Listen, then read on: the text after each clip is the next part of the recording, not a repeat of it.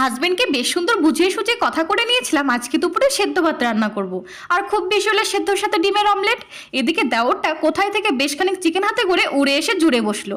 আমি সেদ্ধ ভাত করেই ফেলেছি বলতেই, বৌদি আজ কোনো টেনশন নিও না, রান্নাটা কিন্তু আমিই করব ভীষণ ইউনিক স্টাইলে, কোথাও খুঁজে এই রান্নার হদিস তুমি পাবে না। বাপরে, আজ দেখি ভূতের মুখে রাম নাম, তা মতলবটা কি ঠাকুরপো? এমন কিছু না বৌদি, আমারও তো মন চাই বৌদিটাকে অন্তত একদিন আমি রান্না করে খাওয়াই। ফিসফিস করে হাজবেন্ডকে বলে, ব্যাপারটা একটু গোলমেলে লাগছে না?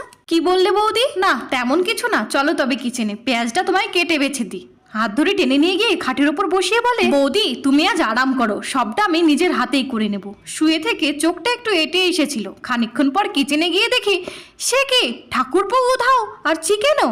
সঙ্গে সঙ্গে ফোন, এই বাদর ছেলে রান্নাঘরের এলাহি কাণ্ড করে কোথায় পালালে? সরি বৌদি, আসলে আমার গার্লফ্রেন্ড আমার নিজের হাতে বানানো চিকেন খেতে চেয়েছিল, বাড়িতে রানলে মা ধরে ফেলতো, তাই আর কি। পরের বার পাক্কা তোমায় চিকেন বানিয়ে খাওয়াবো।